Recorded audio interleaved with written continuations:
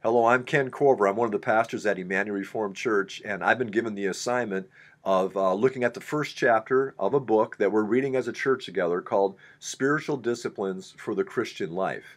And the opening chapter of this book is called The Spiritual Disciplines for the Purpose of Godliness. So we're not going to go walk through a bunch of disciplines just because we want you all to be disciplined out there. We're going to walk through disciplines because we want to be free. We want to be free and we want to become. We want to be free from an immaturity or a selfishness or a lack of maturity and be brought into a maturity and a joy and a gladness and into a full staturedness in Christ.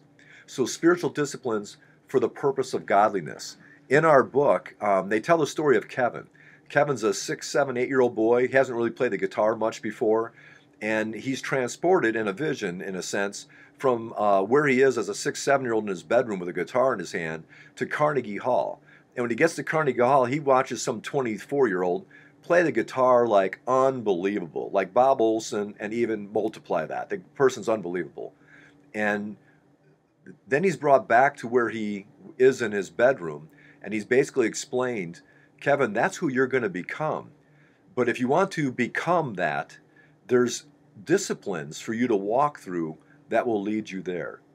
Your church is inviting you to go on a 13-week journey, 10 weeks in the fall, 3 weeks come the wintertime.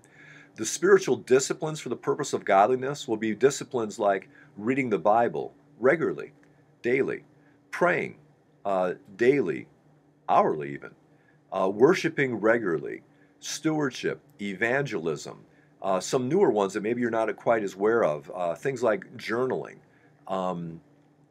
listening, solitude. These are all things we're going to bring before you and seek to have them brought into our lives that we might be fully developed.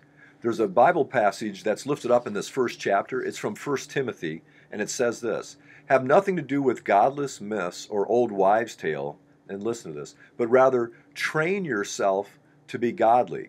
Because physical training has some value. It's a good thing. But godliness has value in this life and in the one to come. So your church is praying that you're going to go on a journey and you're going to start looking at how these disciplines can become a part of your everyday life. I'm going to give you one practical example. Obviously, this looks a little bit like a Bible. This is something I never could do before. It's called journaling. And so I'm disciplining myself, and every day I already was reading the Bible and praying. I just never wrote it down. For the last 9 months, I've been reading and praying, and I'm writing it down, and I've filled up now 2 journals. And it's really impacting me. In fact, not only do I write down things that I'm learning from the scriptures and other things in journaling that you'll learn in our book, I'm also then putting things down to be memorized in scriptures and moving it from the Bible to this journal to paper to I carry it around in my pocket, and it's getting into my heart as it's getting locked into my head.